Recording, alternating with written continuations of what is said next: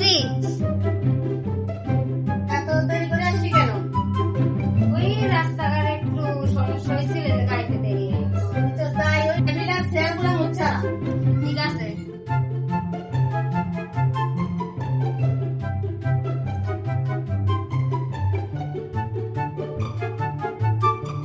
কি করস?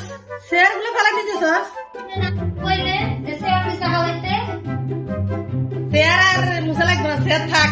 বাথরুমে কাপড় আছে, কাপড়গুলো ধুইয়ে ফেলা। আচ্ছা। ঠিক আছে।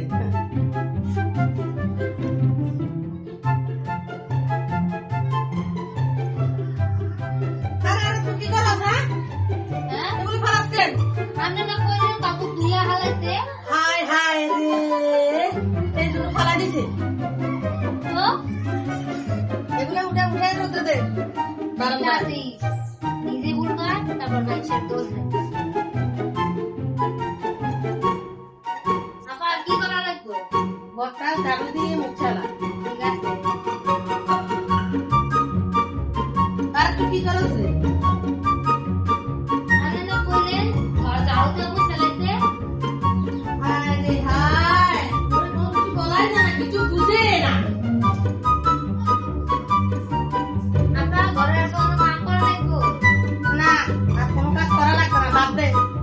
আজকে বাদ দে। ঠিক আছে। আপনার এরকম দাঁত তোরা কখন